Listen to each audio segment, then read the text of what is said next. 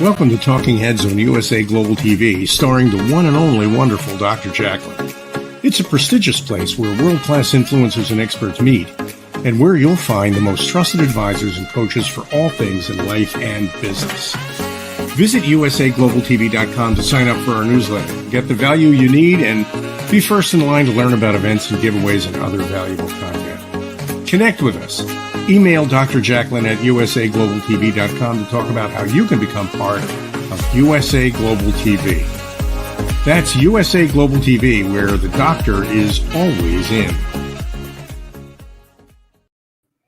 Hello, everyone, and welcome to USA Global TV and Radio. I'm Dr. Jacqueline Kerbeck, and our show today is Talking Heads. If you're joining us for the first time, you're one of our new listeners on our radio channels, we welcome you. And if you've been here before, we welcome you back.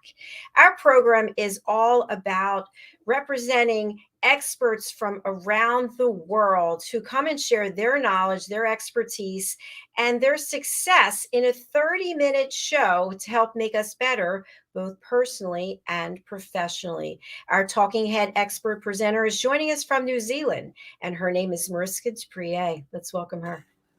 Hello. Hi, Dr. Jacqueline, and all our listeners and viewers.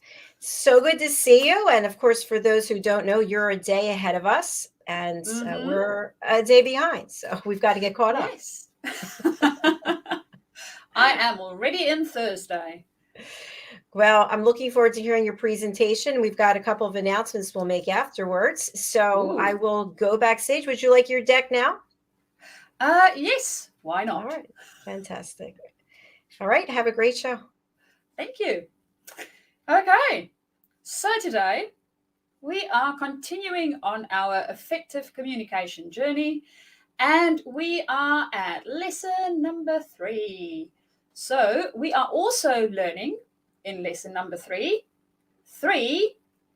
keys to clear and succinct communication. Before we jump into our lesson for today, let's have a bit of a review of what we have done and where we have gone up to thus far. So in our very first lesson in the series, we looked at the heart of communication, and things to consider was our values, our purpose, and our meaning around what it is that we wanted to communicate. Next, we looked at our connection, having that emotional connections within our communication, which is always key, seeing as we are also emotional beings. And then today we are looking at clarity. Now I've got a fun pop quiz for you guys. And don't worry if you don't get it right, it's all good. We are learning on this channel. So our first question for today is, how long is your attention span typically? Is it A, 1 minute, B, 20 seconds, or C, 8 seconds? Well, if you said C, you would be correct. So Microsoft did a little bit of research in this regard, and they had a look in the early 2000s at our attention span, which was around the 12-second mark. And they looked at it a little bit more recently and found it to have decreased to 8 seconds.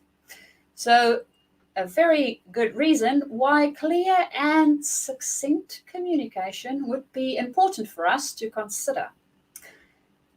Of course, then on to our next question.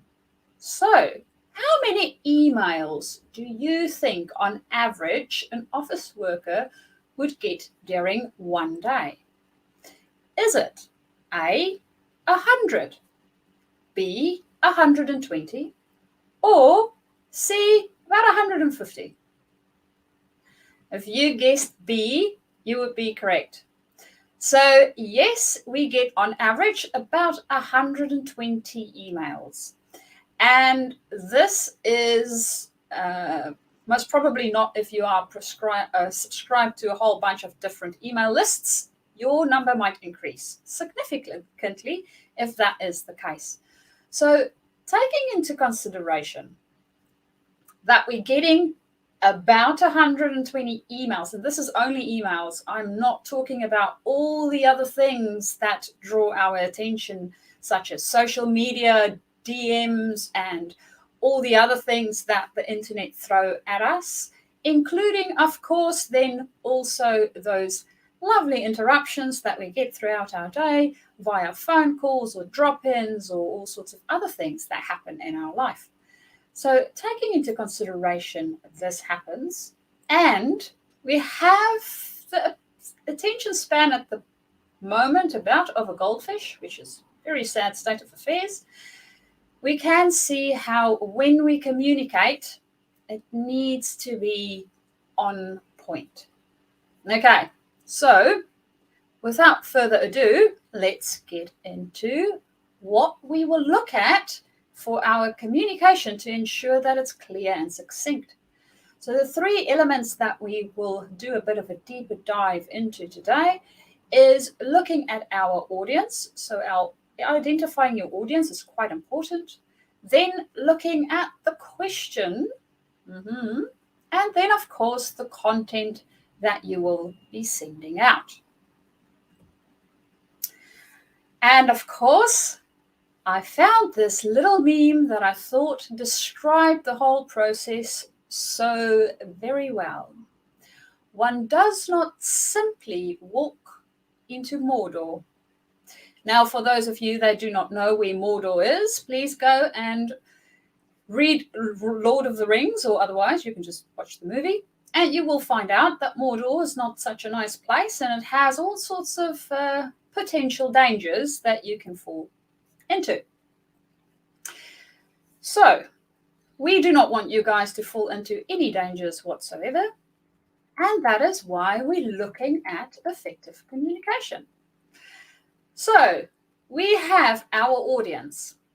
Now, who would your audience be? And this is really the person or people that you are going to talk to. It might be your team, it might be the leaders within your organization, your boss or your boss's boss. It might be other internal departments within your organization. It might be the board. It can be external stakeholders, so other people outside of the organization that you communicate with. This might be your clients, this might be some suppliers, so any of those type of people that's outside of your organization. And being a bit more specific, because we all need to deal with them at some point in our working environment, is our fun financial team. So understanding who it is that we are going to have this communication with, depending on whether it is written communication, verbal communication, maybe a presentation type of communication, all of these things need us to consider our audience. So the person we're going to be talking to, or the people, the group that we are going to be talking to. Because for each one of these, it's going to be a bit different. And I will share a bit of a case study a little bit later on in this lesson so that you can see how this actually applies in real life. So next up is, of course, the question. Now, you'll see that there might be a couple of questions in this slide. It's not necessarily only one. The main question is, what is the purpose of this communication? What is the main point, that one key thing that we want to get across? Right. In all communication, there's normally one thing we want to get across. So what is that one thing? How might we, or do we even need to share some of the background of getting to this key thing? What is the destination or the objectives of this key element that we are discussing? Steps of getting there, if there's any steps involved. And of course, again, thinking about our audience, how deep do we actually go into these steps? If we are talking to the board, they don't necessarily need the play-by-play sort of breakdown of exactly what it is that we're going to be doing, but they do need an overview and have the main milestones that they want to reach, because they will most probably track according to those. Of course, timelines in most discussions, especially in work-related discussions, is something that comes up quite regularly.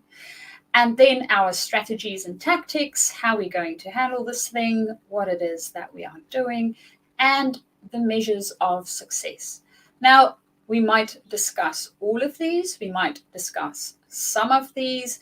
This is basically to help jog your memory onto what is the purpose of this conversation or communication that we are engaging in. Right. We want to be very clear.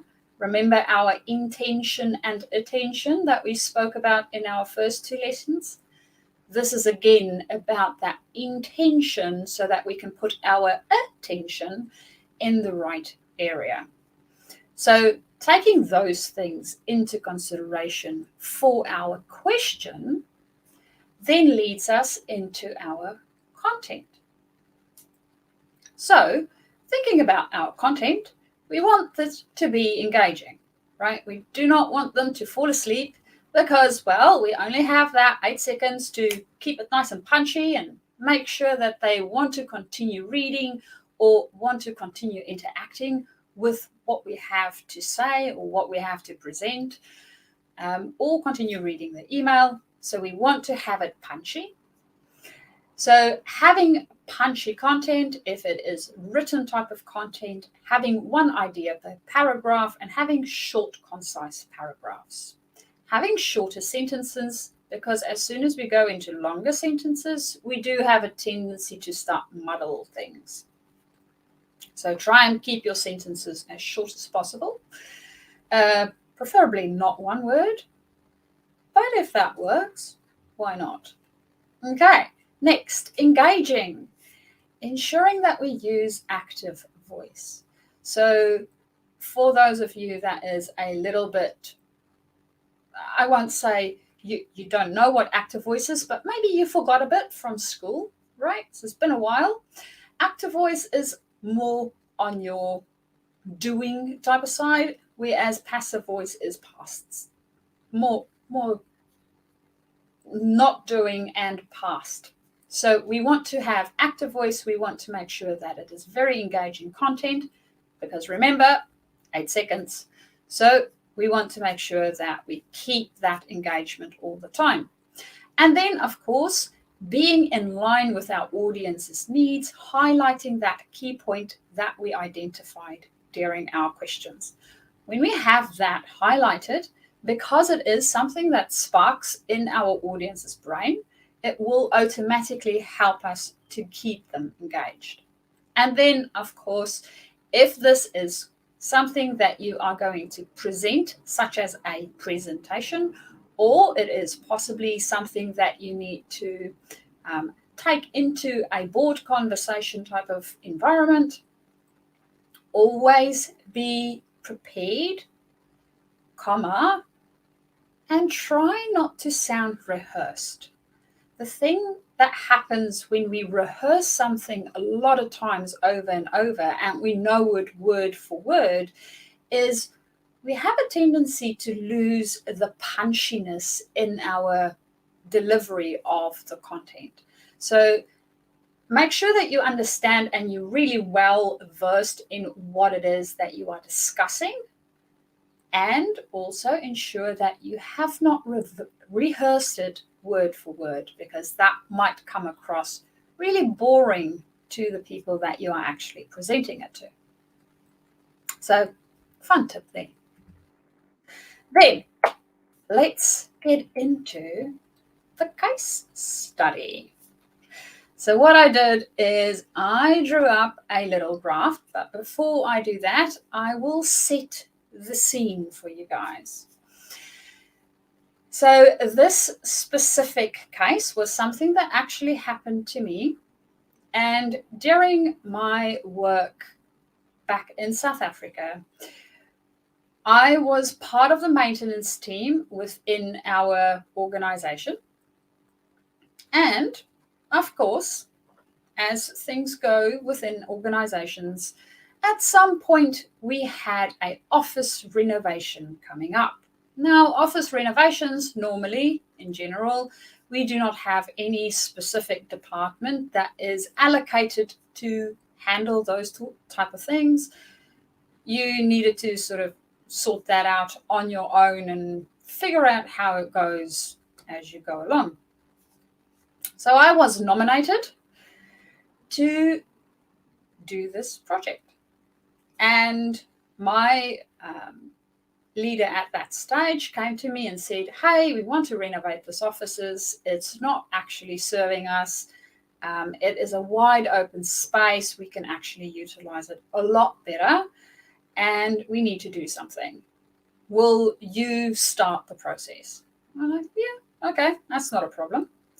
Now, in our office space at that stage, we had 3 different stakeholders. So it was our own department, which were actually the smaller one of the 3. And then we had a bigger internal department we shared the space with. And then we had an external party that only on occasion used the space. So that was the 3 stakeholders I needed to take into consideration while I was doing this project. And then, of course, within each one, there's individuals and all sorts of fun things happening within those conversations. So my very first thing that I thought of, I needed to do, making sure that we actually use this space optimally, is to find out how everybody thought about using the space, right? I can't optimize something if I don't know how we wanted to use it. So initially, I got the 2 leaders of the main groups together. And I also spoke to the external party to find out whether this is a space that they really still required to use. So what we did discover is our external party didn't really need to use the space. They were able to relocate themselves to another area because they only use it about once a year for, I think, about a month within the year, which isn't a very long time. And they were able to actually get some alternative accommodation for shorter periods when they were on site. So that made life a little bit easier, getting one of the parties out of the decision-making process and only having the 2 internal departments to contest with to see how we optimize the space. So next, I needed to find out from everybody else what's going on. So speaking to the different team leaders, getting their input on what they needed and the requirements they had, and then, of course, going back to the leaders and drawing up something that seemed to work. Of course, this was only phase number 1. Phase number 2 was getting all of these things done. Now, this is where communication became a little bit more tricky because there was more stakeholders to take into consideration. And this is where the wee little graph will come in. So I've developed this table, so to speak, from the learning that we have in our lesson today. And you will notice that I made 3 columns. So the one is for the name or the group that we are talking to. Then the most important consideration. So that's the question, right? That is that important key thing that we needed to consider. And then our concise content to make sure that the communication came across the way that I needed it to come across and that would serve the people that I'm communicating to. So first off, we had the team, so everybody that shared the office. Our way forward was the most important consideration that actually came out of some of those conversations. They were sort of going, yeah, we love that we need to do this offices. We all agree about it. It's not serving us. But where do we go? we need to relocate. We can't stay here. So what do we do in the meantime? So that was part of our way forward that we needed to consider. So the concise content consisted of the new location, the duration that we will spend at this new location, and how it is covering each different group's needs within that relocation period. So that's the communication that I did with the team. Now, of course, the financial team, they needed to, the most important thing that they wanted to know is the financial impact that this is going to have, because it's not necessarily something that you just have laying around in your budget. It's not something that you normally budget for. And then, of course, the budgeting around it, how that would work. So the content consisted of the costs, the forecasts, and the timeline. That was the most important things for them that they needed to get out of that communication. The next one was, of course, the board. And now what I want to demonstrate on how important it is to know your audience. During the process that we went through for this office renovation, it took us about 2 years from concept to actually having a finished product. And one of the reasons why it took so long is within that time period, we had a change within our senior leadership team. Our power station manager moved. So we had one, and then he moved, and we got another one. And during that time, I was presenting to the board in order to get the financial stuff in order and make sure that everything is considered that needed consideration within this project. Now, with the one power station manager and the board, they were very focused around the financials. They wanted spreadsheets. They wanted to dive into the numbers of things. And I knew that because I have worked with this specific power station manager for quite some time. So I had all of that information at my fingertips. So whenever they asked a question, I had it. I could give whatever it is that they needed.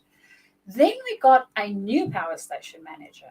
And this power station manager did consider some of the figures, but they were not as detailed orientated on the figures. They were more looking at what the impact would be for our departments, and they also wanted to make sure that it is in line with where the organization was moving to brand-wise, reputation-wise, and all of those type of things.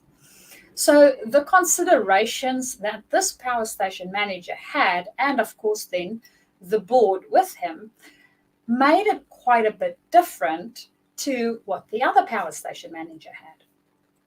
So I needed to reappropriate my thinking and look at my content and the most important considerations again in order to make sure that my message was clear and succinct and effective. Right. So absolutely, when you have that communication, your audience is a really, really important element of this whole system that we have. So, of course, the costs was very important. The timeline was very important. And then the corporate branding for the second power station manager was very important, making sure that that was a box that was ticked and we had it right the first time round. And then, of course, we had the external stakeholders. So with these guys, they were considering more timeframes because they needed to know when we wanted the work done so that they can move other work if they needed to or be available for us. And then, of course, also their contracts. And then within the content that we shared, the scope of work was really important. The timeline, again, really important because everybody wants to know when this is going to start and finish. And then the project plan to make sure that we know exactly who's coming in when and how all of this is going to work. So as you guys can see, it is very easy to take these 3 easy steps. So making sure we know our audience, making sure we know what's the key point, that question that is needed to be answered, and then having that concise content. So taking those 3, I could actually apply it to all my different stakeholders and have very concise communication at the end of it in the various forms that I needed to do it in. So some of it was emails, some of it was in-person discussions, and some of it was actually board presentations. So we can use this on a very wide variety of interactions within our space at work. And that, of course, brings us to the end of our lesson for today. And next week, we will be looking at, hold on 10 seconds, intentional communication. So being very intentional with the way that we communicate. So that is our lesson then for next time round.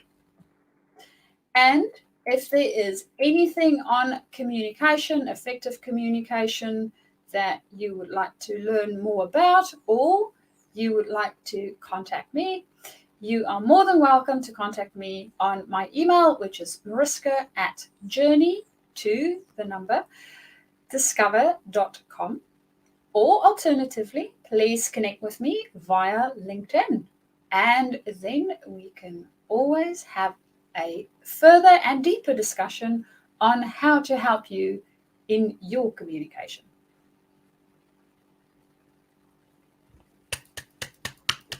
Very nicely done, as always. Always a wealth of information to help us communicate more effectively and to get our message more readily understood in a more clear and direct way. So thank you for that. Thank you. I thought if I make clear and succinct communication a full 5 minutes, that might be a bit brief. Well, with our attention span as it is, it is. Yes, we need to hit those marks. It's really difficult these days to get somebody to sit still long enough to pay attention. That is true. And I hope people will pay attention to the announcement that we have, because it's an opportunity. So Mariska and I are co-writing, I want to say one, but it will be a series of children's books to teach children effective listening skills. It ties in so nicely with what it is that you do. And for people can have an opportunity to be featured as one of the animal characters in the book. It's actually going to be books. So this is really exciting, and I will put the link if you're interested. There's only one caveat, which means you yourself in the audience, you must be an elevated listener who's been certified by Dr. Jacqueline as an elevated listener. So that means you can take our course, The Power of Listening, and you can get certified. And I'm going to put up the information for that. Here it is, The Power of Listening Foundational Courses. The next course we're offering is May the 10th, and you can go ahead and take parts 1 and 2 together. It takes just over 2.5 hours, and you then can take a 7-question quiz and be certified. And after that, you get to pick which animal you want to be in the book. Maybe you want to be the main character, or one of the 2 main characters' friends, or supportive characters. So we've already had 3 people sign up out of the 8 characters in the book. So there's 5 places left. Ooh.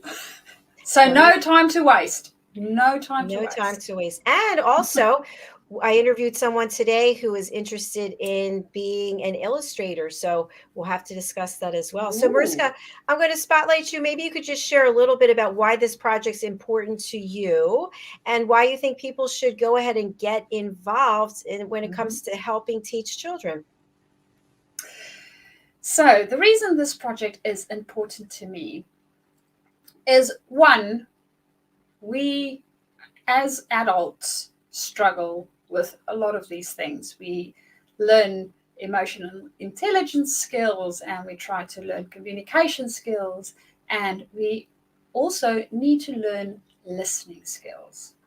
We have just discovered that we have the attention span of 8 seconds.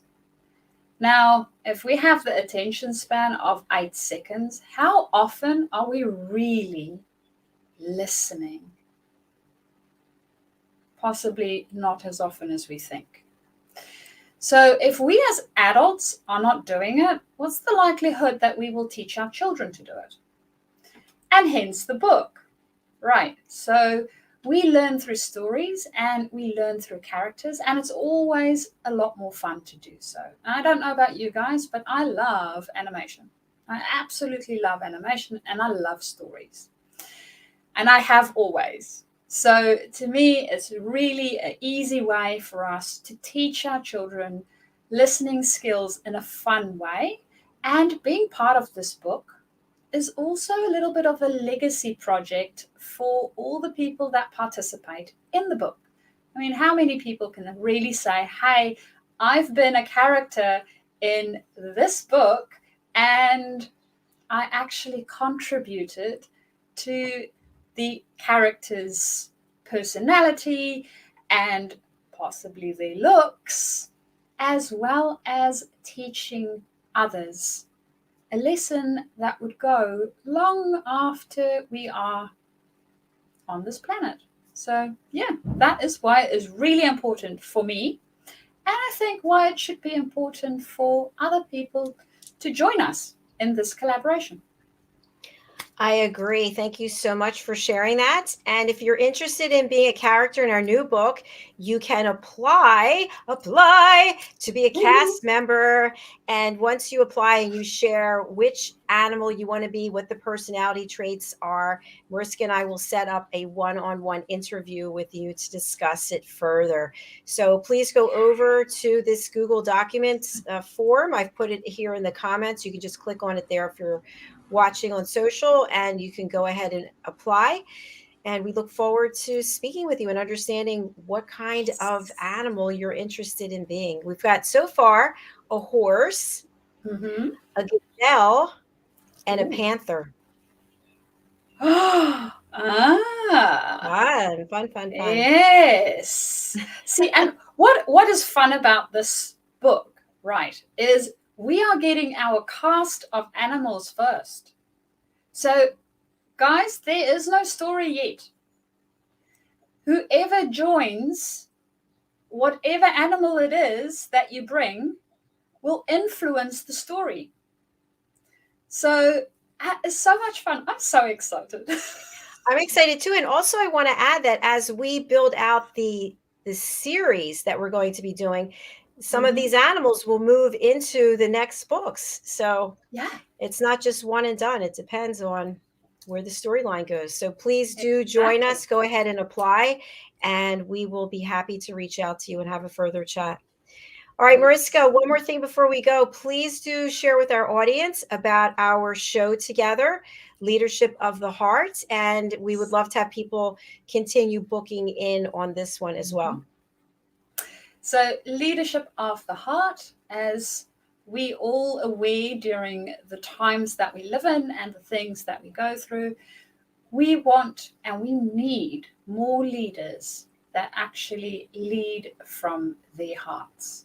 And the Leadership of the Heart show is about sharing different ways in which we can do it and different people's experiences in how they have either seen or experienced or helped other people to lead with their hearts. So if you feel that you are called to come and share with us, and it doesn't need to be a course that you have, even if within your program you help other people to do something, or you have experienced a leader that really lead with their heart, please book on the show, and we would love to have you. Thank you. I appreciate that.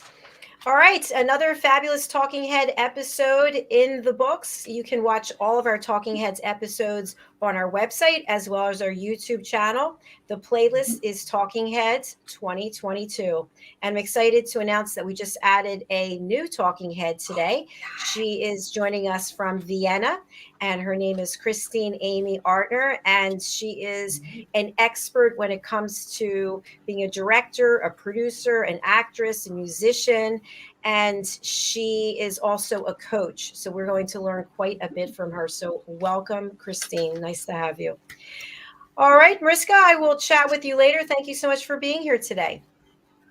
Thank you, as always, for having me. And I really enjoy being with you and, of course, with our audience. I enjoy being with you as well. It's been another fun show. So kudos to you and happy Thursday. Okay. And enjoy the rest of your Wednesday. Thanks so much. Bye for now. Bye. Bye.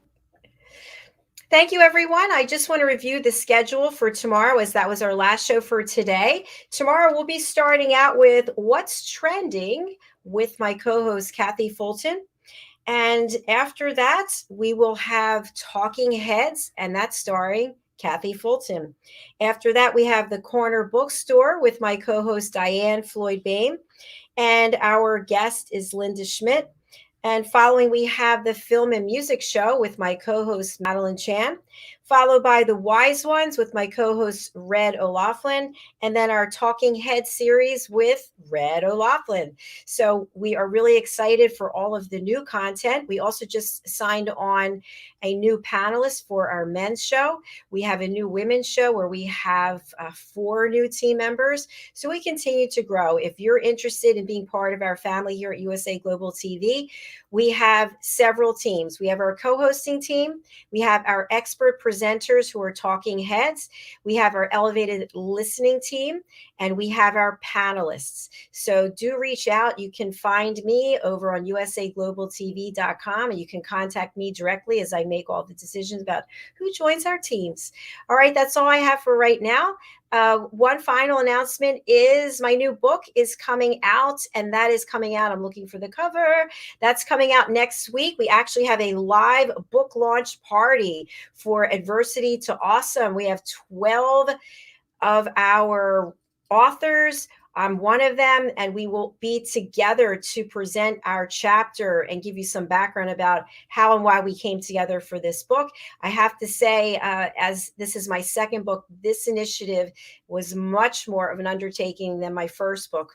I guess when you're bringing other people's information together, it really is a major effort, and I'm really pleased that everyone came together to share their stories. So you can actually order that right now. You can get your ebook pre-ordered on Amazon, or you can wait till May the 4th when we have our live show, and you can help us become a #1 best-selling book right there live on the air.